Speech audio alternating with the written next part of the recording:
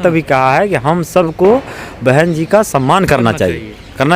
अब सम्मान से आशय यहाँ ये नहीं है मतलब कि जो है टीका टिप्पणी से सम्मान करने का मतलब ये कि जो राजनीति है बीएसपी की, जो विचारधारा है अब बाबा साहब की, उस विचारधारा का भी सम्मान है। क्योंकि उसी अगर हम कहें कि आप कल्ट को हटा दीजिए तो बहन जी हों या मान्यवर कांसी राम हो, तो ये तो विचारधारा की उपज है ना। सब बहन जी हैं तो भी एक विचारधारा उनके पास है, तो हमें उस विचारधारा का सम्मान करना है।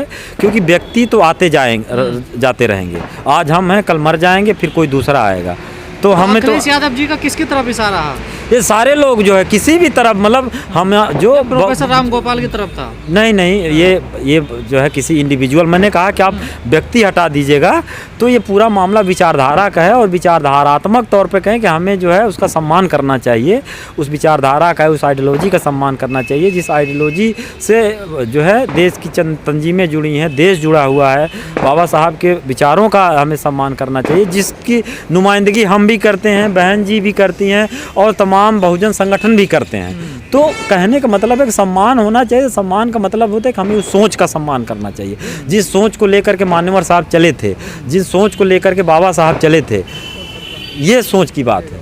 नहीं, आप गठबंधन की बात कर रहे हैं, ठीक है, मान लिया जाए गठबंधन हो जाए, जैसे भी आपसे अभी पीसी में सवाल पूछा गया, लेकिन जो बोर्ड का ट्रांसफर है वो वहाँ दिक्कत आ जाती है ना सर। अब देखिए बोर्ड का ट्रांसफर कोई आलू तो नहीं है कि इस बोरे में भरे दूसरे बोरे में मंडी पहुँचा दिए। ये तो सांगठनिक स्ट्रेटजी होती है ना, बोर्ड ट्रांसफ़र कराने। जहाँ जिसका संगठन मजबूत होता है वो अपना बोर्ड ट्रांसफ़र करा लेता है।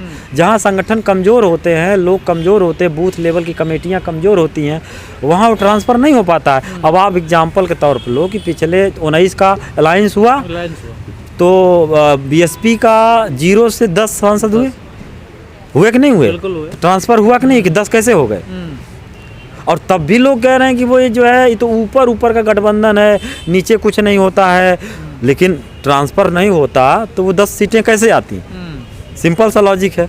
दूसरी चीज़ ये है कि जहाँ ये बीजेपी जो है का जो काम करने की स्टाइल है वो, या जो उसके पीछे एक आरएसएस है, उसके एक मशीनरी है, संगठन है, तो जितने भी बहुजन संगठन हैं उनको भी जिम्मेवारी के साथ अपने बूथ पर, अपने ज़िलों पर, अपने गांव पर काम करना पड़ेगा, तभी हम इसे हराया जा सकता है। और अभी तो सपा सुप्रीमो अखिलेश जी ने कहा भी है कि हमारा संगठन, हमारे नेता अपने बूथ लेवल पर जो है यही लोग लड़ेंगे और जो है अपनी कमेटियों को चौकस करें और मजबूती से जो है चुनाव लड़ा जाएगा, मेहनत किया जाएगा।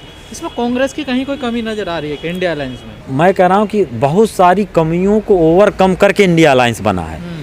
कमियां तो बहुत थी, सबके अंदर छोटी मोटी कमी थी, लेकिन उन कमियों पर काम किया गया है, उन कमियों को मिनिमाइज़ किया गया है और उस करके इंडिया अलायंस इमर्ज किया है। और इमर्ज जो हम कहते हैं, कोई चीज़ जैसे सेटअप होना और किसी चीज़ की इमर्ज करने में अंतर है।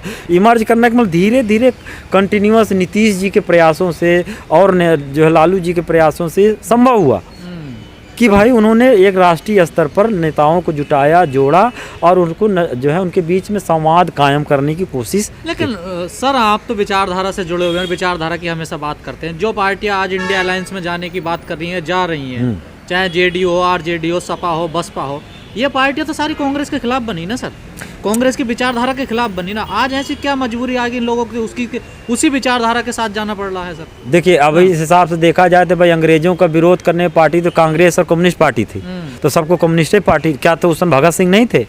क्या उसमें दूसरी पार्टी नहीं थी? हाँ, जो है आज़ाद हिंद फौज नहीं थी?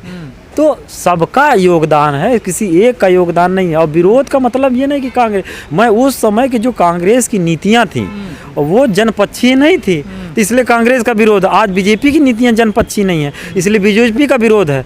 नहीं तो कांग्रेस में क्या बदल गया सर? नहीं, कांग्रेस में जैसे कांग्रेस कह रहे हैं कि हम जाति जनगणना कराएंगे और जिसकी जितनी आबादी है उसके हिसाब से आरक्षण देंगे। और कोटा विद इन कोटा की जो बात 2010 में अटकी थी, जिसमें जो है श्रद्धेय नेताजी और शरद जी और जो है लालू जी ने उसको रोका कि भाई इसमें एक अमेंडमेंट कर दीजिए कि जो SC ST OBC की महिलाएं हैं उसका कोटा इसमें फिक्स कर दीजिए।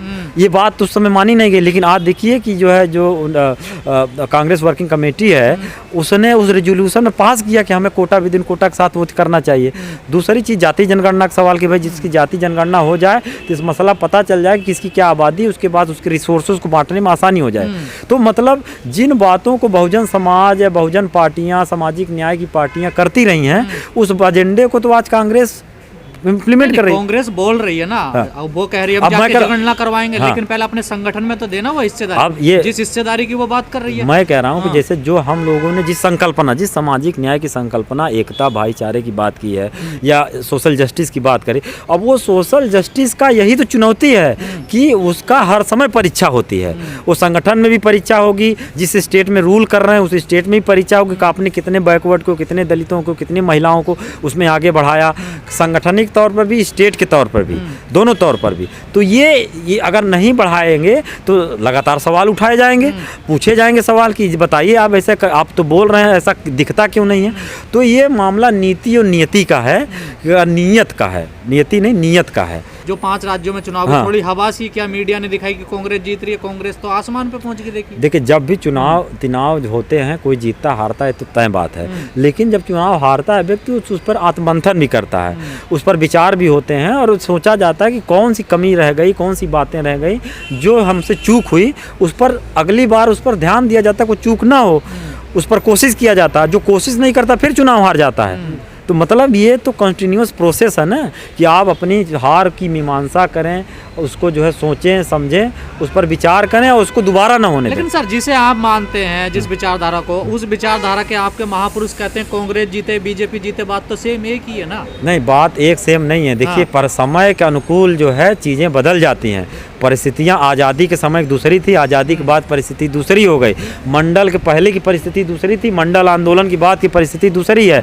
जब से मंडल आंदोलन आया, अब देख लीजिए कोई बिना ओबीसी मंडल की बात किए अपनी बात नहीं, सोशल जस्टिस की बात आज सब कर रही है। नहीं सर करते हैं ना, मंचों से लागू थोड़ा ही होती है वो ना। अब मैं कह रहा हूँ कि जैसे अभी पिछले चुनाव में 1 महीने पहले आपने देखा नहीं, मध्य प्रदेश में धीरेन्द्र शास्त्री को लेकर घूम रहे थे कमलनाथ। ये कहाँ सामाजिक न्याय है? देखिए सब, देखिए अब जो है कोई भी चीज़ जो है, मैं कह रहा हूँ जो बदलाव की होता है, मैं कह रहा हूँ इतने लंबे समय बाद कोई जाति जनगणना बात कर रहा है, लंबे समय के बाद कोई कोटा विद इन कोटा पे बात कर रहा है, दलित पिछड़ी महिलाओं की हिस्सेदारी की बात किया जा रहा है, बैकवर्ड को शामिल करने की बात की जा रही है, बैकवर्ड को जगह देने की बात की जा रही है। और पार्टियों के अंदर ही लड़ाई, मैं ये कह रहा हूँ कि ऐसा नहीं होता कि आप बाहर ही लड़ाई होती है।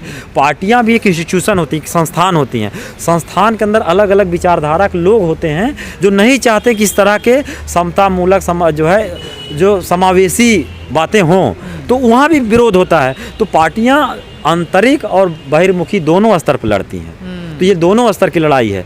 पार्टी अब क्या बीएसपी के अंदर नहीं चाहते हैं कि लोग की जो है बदलाव हो?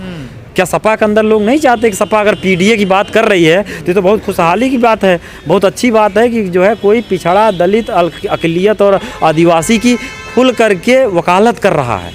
खुल कर ऐसे भी आरोप लगते हैं कि जैसे कांग्रेस में राहुल गांधी की कोई नहीं मानता, ऐसी सपा में अखिलेश की भी कोई नहीं मानता। भाई वो अखिलेश जी अध्यक्ष हैं, उनकी नहीं मानेगा तो किसको मानेगा? लोग कोई दूसरा वो नहीं है ना, दूसरा कोई उस तरह का जो है पार्टी का सुप्रीम वही है। तो सुप्रीम को नहीं मानेंगे तो कौन सा किसको मानने जाएंगे?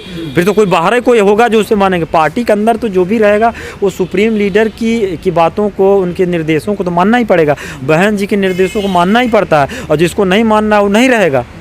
मतलब जो है ये तो क्या बगैर बहन जी के अधूरा है ये जो इंडिया अलायंस है? मतलब ऐसा जो है बहुजन कार्यकर्ता भी मान रहे हैं, सिविल सोसाइटी के ग्रुप भी मान रहे हैं, और जो है पॉलिटिकल पार्टी में जो काम करने वाले अलग अलग कार्यकर्ता हैं उनकी भी अंतःकरण में ये बात चल रही है कि ये चीज़ें हों ऐसी।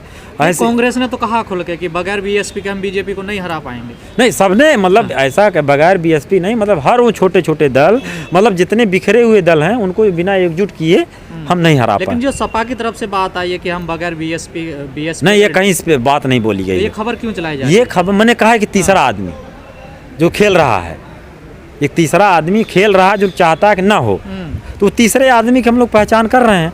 और जो तीसरे आदमी का ही षड्यंत्र है कि बहुजन बिरादरियां ना एकजुट हों, उनके कॉमन मिनिमम प्रोग्राम ना बने, मुद्दे एकजुट ना हो, ये बात चल रही है।